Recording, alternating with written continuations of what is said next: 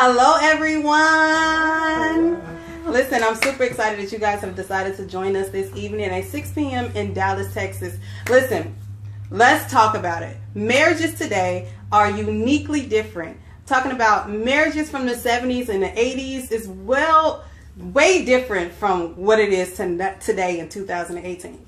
So today, we, the millennials, are putting a spin and a twist on what marriages are today. Let's talk about it. So to be a power couple, you have to be a movement by yourself, but when you are flawed, the other person knows how to strengthen your strength. So guys, together you guys are the epitome, and millennials definitely know how to do it when it comes to being a power couple. So I have the pleasure of presenting to you our newest show for this year is Millennial Power Couples. I'm your host, Portia Johnson, and my co-host, Justin Johnson. And guys, our topic for this evening is interracial marriages still a thing? We have the pleasure of being joined by a phenomenal power couple, a millennial power couple. We have here Justin Artist and Lauren Artist. Guys, we're in Dallas, Texas, and we're about to represent. So before we get into it, let's just start with the basics. Tell us, where are you guys from? So I'm from Portland, Oregon. Grew up there. Then I went to college in Arizona, and now I live here. I'm originally from Tacoma, Washington.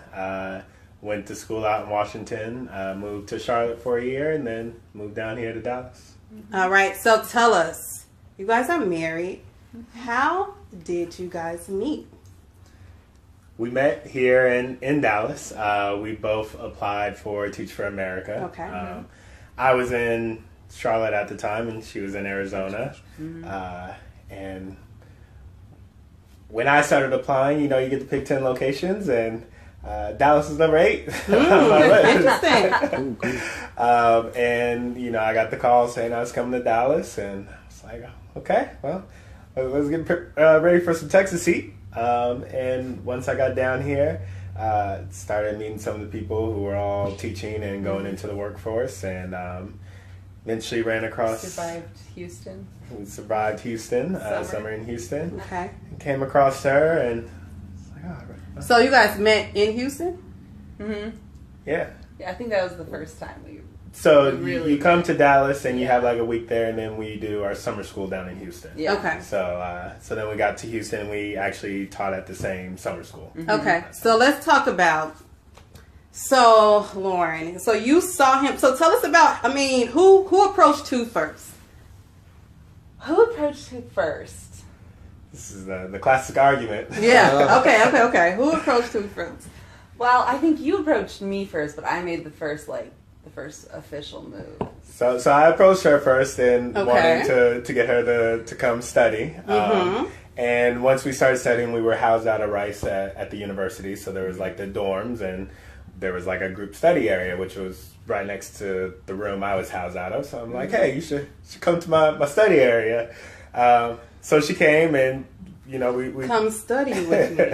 We did study. Okay, got it. At that time, we was too stressed out. We did study.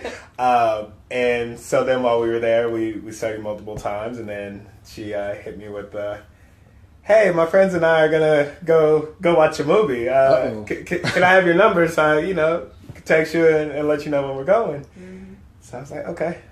Well, I invited you to Valhalla first. Invite me out Yes. for some drinks first, and then what really solidified it is she says, let's go see a movie. A bunch of friends are going out, and I said, okay. And she's like, yeah, I'll come pick you up. So she comes and picks me up, and I open the car door, and I'm like, where's the friends? They really, Yeah. They really did ditch me, I swear. Oh, so it was a trick. No, they ditched me. Like, for real ditched me. Oh. Because Ariel was with me. She was supposed to come, but she had gotten a tattoo that day, so she was done. She's like, I'm over this. And then Monica had something else. I don't remember. So you got in the car. First, you thought you were being invited to a group event, and then it ended up being just you two. Yes. And then you kind of just hung out from there. Hung out from there. Mm-hmm. So that's amazing. So yeah, first off, we want to give it up to you guys. You guys are an amazing couple. Definitely. So the question that popped up in me is, before you guys met in the past, have you ever dated outside of your race prior to y'all getting engaged? So I have. Growing up in Tacoma, I felt like I was around multiple different races. Had opportunities that I pursued with people outside of my race, mainly because they were a good fit for me. Yeah. Then, eventually went to college, and in college there was only white people around. I went to a predominantly white school, and not that influenced who I was ultimately going to decide to be with. But I think having who's around you really gives you opportunities to really date outside your race. Yeah. And my experience is really different. Oregon is predominantly white based on its history, just in general. And so there wasn't a lot of, I was around a lot of white people, so I dated a lot of white people. And then I went to college, and I was in Arizona, which is also super white. But I was able to see some more experiences, but I just never really had the opportunity.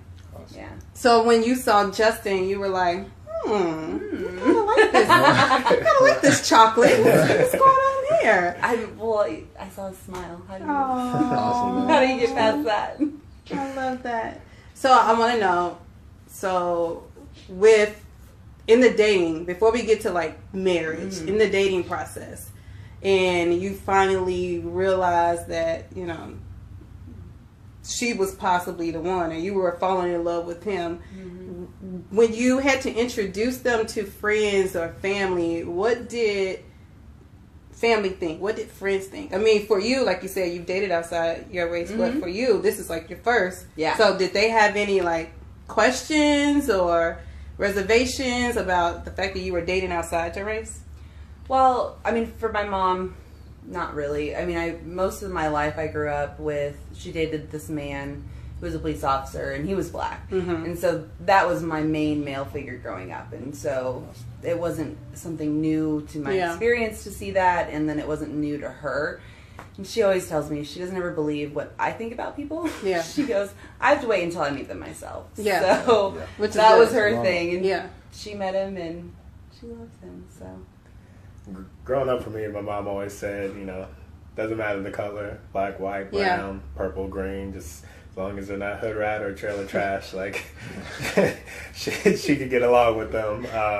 So for her, it was just more about like having the right fit for me. And, And then I think like for you, Justin, like you were raised by grandma was there, strong black women, mom was there, who were definitely big influences, on who you are today, which is why you are the gentleman you are today. And then for you, do you have any siblings, or is it just you? It's just you. Yeah. Only child. And it was me and my mom for a very, very long time. Yeah. Yeah. So now it has come to the point where you have decided to, make her your wife. Tell us about the proposal. So the proposal came when I was driving in Dallas one day, and I saw this wall that had love spelled out in sign language. And so when I was driving by, I was just like, I've never seen, out of all the people in Dallas, like, take pictures outside of it. I've seen all the Deep Ellum photos and all of those things. So I was like, how can I get something that's original? So I told her we had originally went back home for Thanksgiving. And my sister-in-law now wanted to take family photos. So she was like, when we get back, like, we should take a couple's photo. And I'm like, all right, I'll think about it. Right. And at that moment, I had already decided that, I wanted to marry her. And, I was like, I think I could work the process. So I told her, I said, let's go. We're going to go out one day and take some photos. We had a mutual friend who was also a teacher who does photography. So we went to the wall, and I was like, I just want to start here, and, let's take some photos. Yeah. And then I told the photographer, I said, just tell him you got like some new thing you want to do, and have like 2 boxes of roses, rose petals. So give her the red one. And give me the white box, because in the box was the ring. So we took some photos that were just natural, and then she's like, okay, I got this thing, like, what I want you to do. And she's like telling Lauren, like, I want you to have the rose petals in your hands, and on the count of 3, like, you guys back to back, and you turn around and, you know, put them up in the air so I can get photos as they're falling.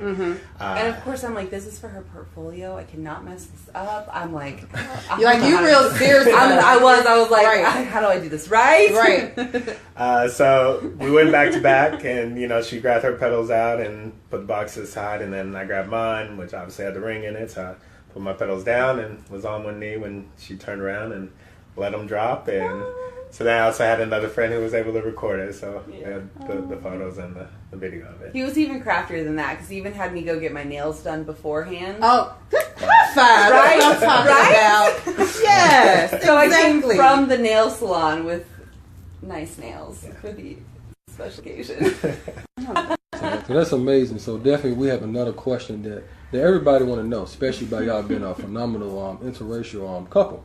So since y'all been dating and also since y'all been married, have you ever experienced any type of racism, and how did you handle it? I think that's an excellent question. As a couple, outright saying, like, this should not happen or things like that, we haven't experienced anything like that. It may be the realm in which we maneuver in this world, being teachers and educators and things like that. But the spheres of people we're around. Yeah, the groups of people we're around. You know, we're around.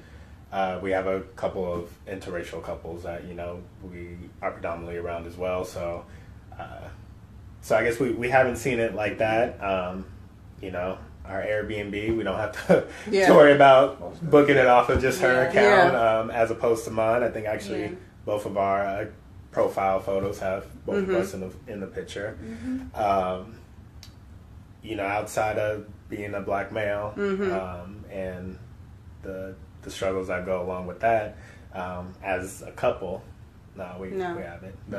Actually, the funniest part is with the kids. When we tell our students, being both educators, I know just a couple weeks ago we had our literacy luau, and kids come running up. They're like, "Where's your wife? Where's your wife?" I'm like, "Oh, she's inside trying to stay cool. She's with Miss Jones." So they go running in, and they come running out. Like, we didn't see her. Where is she? And like, she's behind Miss Jones. Like, not explicitly say the white woman over there. So then they turn and look, and they're like, you know, they kind of come to that realization, like, it's like, yes, that's my wife. So, you know, they run off, and then they come back, and she's beautiful, she's nice, she's this and that, and it's like, yes, I know she's had some experience with her kids. Oh, you know, I have pictures of us up in my office, so I'll get the random, like, oh, you're married to a black man. Yeah.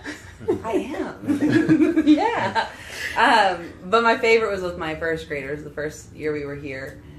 They couldn't understand that a white woman would date a black man. Right. Yeah. Like some of the little girls, but it was confusing. But you're white. Yeah, and tell me about that. We actually, you'd be amazed. Conversations about race with first graders are amazing. So we'd have some really good conversations, but at first they just like couldn't even conceptualize the idea. Right. Yeah. Yeah, which is quite interesting coming from a younger perspective. Yeah. So what I know, like from history, in 1967, that's when interracial marriages kind of became legal. So do you feel like from a millennial's perspective that it's more acceptable now to date or marry outside your race? Like I really want to say, do we care anymore? Versus, you know, just let people, you know, do you feel like, because I read a study, it said that 1 out of 5 Americans think that interracial marriages are morally wrong. 1 in 5. 1 in 5. Interesting. Which was definitely interesting to me. So I'm thinking like, okay, so do we feel like since time has moved forward that it's actually more acceptable? I think we talked about it's about where you're at. Yeah. Like your region and area, and I think culture and religion has a lot to do with it as well. Yeah. I think with the climate that, you know, we're in right now with, you know, the political climate with people walking with tiki torches and things like that and being more open, I think you know, we may have been to a point where it was maybe on the cusp of like, oh, like, you know, that's just a thing. You know, like that's just two loving, a beautiful loving couple. Right.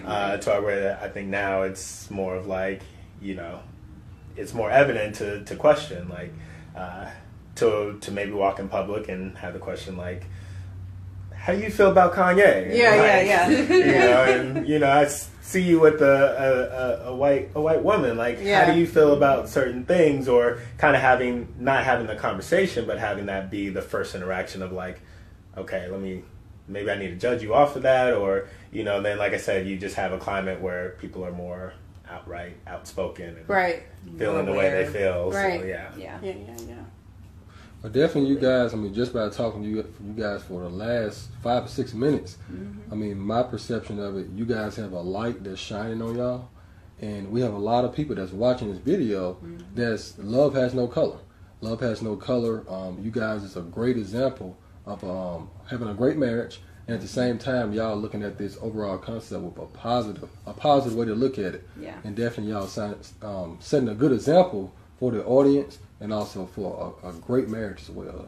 So speaking of marriage, let's talk about the wedding. First off, guys, they had a beautiful wedding. I was just super I was just happy to be a part of the experience. So first, did he help at all? Oh, he helped so much. He helped with everything. He helped with everything. What? Yes. Okay, so tell us about, you know, just a little bit about, did you have a theme for the wedding? And because it was beautiful. It was such a beautiful wedding. Honestly, I think we had no idea what we wanted. What we did know, we sat down and we had this little wedding planning book and it had this little survey. So we went and split up and we did the survey separately, and then we came back together and talked about it. And the main things that we cared about were family, friends, and love. Yeah. And that was it. Yeah. And it ended up, I feel like the theme kind of turned into this very like romantic vibe, but I don't think like that was ever intended. Yeah, we definitely took the survey. It was just my sister-in-law sent it to us. They took a survey. We should have took a survey. It was stressing. It was so stressful. The type A of We my should have took personality. Well, I was gonna say it's very much her personality. Yeah. Like she likes to know what's happening, and so for us to like sit down and go through the book, and it was very detailed of like, and the survey was just like, you know, do you want a big wedding? Do you want a small wedding? Do you want an outdoor wedding? Do you want an indoor? You know, just like those things where like coming together, you think, okay, I know I love this person, like, and then you start talking about the wedding, and you're just kind of like maybe talking about, you know, having your parents there and things, but then you got to get to the nitty gritty of like, is it a big wedding? That means you're gonna have to pay for a lot of people. Right. How do you want the venue? Because, you know, do I or are either of us very religious to the point where like it has to be in the church, or like your parents will disown you, you know, like all of those hard questions. It was able to get it out the way early so that we could really focus on, you know, those details of like, okay, we want rose petals down the aisle. So not only focusing on the details of your wedding, but you guys were also getting your masters at the same time. Yes. While planning a wedding. First off, you're crazy. Okay, just want to let you know that. But was it stressful? I mean, and here's the cooler, I thought, was that you were planning a wedding, while getting your masters, and on top of that, did you get your masters right before your wedding day, or what? Yeah. Right, it was like a week or so right before. So she graduated with her master's in the month before, a few weeks before, because the wedding was June 24th, and then I had one last week of school, June 10th through the 15th, something like that. So I had to go in, and I had a couple assignments still due, and you know, I had an assignment due when people were starting to come into town, and so I'm like, hey, how's it going? Like, give me a second. But you know, we looked at it as it was part of our plan from the beginning. Of having the things in place that we wanted to have in place, so that when we do start our marriage, you know, we can focus on our marriage and on us. Absolutely. I like that. So first off, congratulations on the marriage. Yes. And congratulations on getting both of you guys getting your masters. That's super huge. I love that. Yes. So speaking of accomplishments and goals, are there any other goals that you guys are looking to do for the future? I feel like that's so up in the air right now. We've been talking about a lot of things. We have been talking about a lot of things. I know our goals going into it were to have the house, the home that we have, which has been a blessing. Then we got our masters taken care of and the marriage done.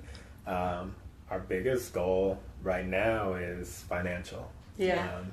We had a plan going into just having a life together and what those things look like, which having a house was part of it, being financially, her program is 5 years, so instead of paying rent to some people, it's like we know we're going to be here for at least 5 years. Like financially, this is going to be best. So our plan right now is that our big goal is to become more financially stable and be able to enjoy the endeavors of life and not as education, people in education, not having the most abundant amount of wealth. True. To be able to make sure that we get that taken care of. So when we start family planning and things like that, we can have that out of the way and be able to focus on that. Creating a plan to create wealth. Yeah. Yes. Well, great. Well, it definitely sounds like you guys have your heads on straight. You're positive.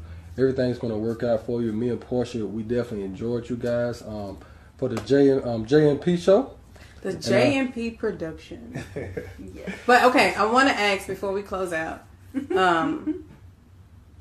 what are some, because we have people who are watching who are married, who are single, what would be 3 marriage tips that you would share that you feel like are needed for a healthy, positive, growing, abundant, prosperous marriage? My number one is transparent communication. Transparent. Yes. That's amazing. Sometimes being honest is hard, but it's so necessary at every moment. Yeah. For me, I think it was a lot of the financial reasons.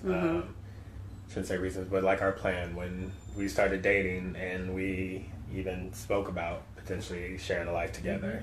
Like we want to have that conversation of how do you deal with money issue? That's a very important thing, and it goes along with like our career aspects of being in education, knowing that you may not be the wealthiest as far as money, but like how do you feel wealth is to you? And for us, it's doing the things that we love to do, which is being part of education, but also making sure that financially we're stable and we'll support a family. Yeah. Well, and I think too, like when you go into a marriage, people say the first year is the hardest. Yes. Because you're talking through all of those things and you're trying to figure stuff out. The first year was the hardest for us. Yeah, and like you're trying to learn so much, and we front loaded a lot of that. It feels like, like we figured out how we would blend our money, and we figured out what that would look like, and we talked about religion and what that looks like with children, and we front loaded a lot of that stuff.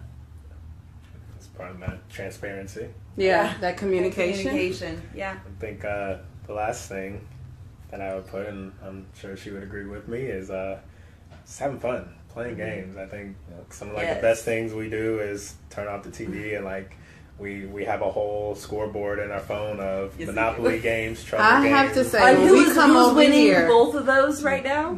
Yeah, I like playing games with you guys. You guys are really good at playing games. I have to say that. No, I have to agree on that. I really do. Yeah. So we have the whole scoreboard, and she is winning right now on That's what I'm talking trouble about. Girl power. Yes. Yes.